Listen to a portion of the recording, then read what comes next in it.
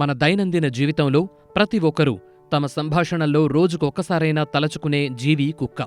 అవును, ఎవరైనా విశ్వాసంగా పనిచేస్తే కుక్కలా విశ్వాసంతో ఉంటాడని, లేక మనం చేసిన మేలు మరిచిపోతే కుక్కకున్న విశ్వాసం కూడా వాడికి లేదని తెగ తిట్టిపోస్తూ ఉంటాం. అయితే ఇప్పుడు ఇదంతా ఎందుకు అంటారా? చెప్తా.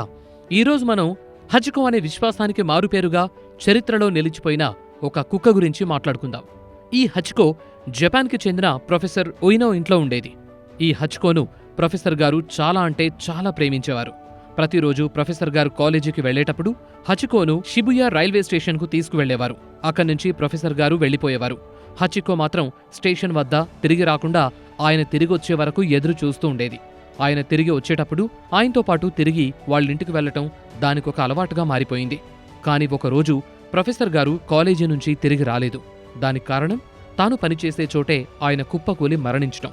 ఇది తెలియని హచికో ఆ రోజంతా స్టేషన్ వద్ద ఎదురుచూసి నిరాశతో ఇంటికి తిరిగి వెళ్ళింది.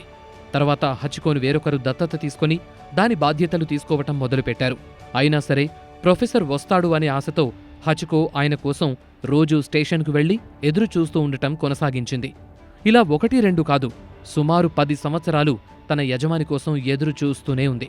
అలా హచికో ప్రతిరోజూ అదే సమయానికి స్టేషన్ వద్ద ప్రొఫెసర్ గారి కోసం ఎదురుచూస్తూ ఉండడం చూసి ఇది తెలిసిన ఆ ప్రాంత ప్రజలు దాని నిబద్ధత చూసి ఆశ్చర్యపోయారు. ఇక ఈ ఎదురుచూపులు చాలిస్తూ కొన్నాళ్లకు హచికో మరణించింది. ఇక హచికో మరణం తర్వాత కూడా దాని కథ చాలామందికి స్ఫూర్తిదాయకమైంది.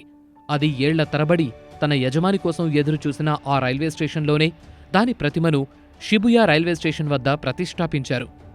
హచికో యొక్క కథ ప్రతి ఒక్కరికి ప్రేమ, విశ్వాసం మరియు నిబద్ధతను గుర్తు చేస్తుంది.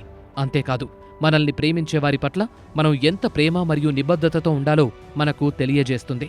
అయితే ఇప్పుడు మీరు చేయాల్సిందల్లా మీ పెంపుడు కుక్క పేరేంటో కామెంట్ బాక్స్లో కామెంట్ చేయండి.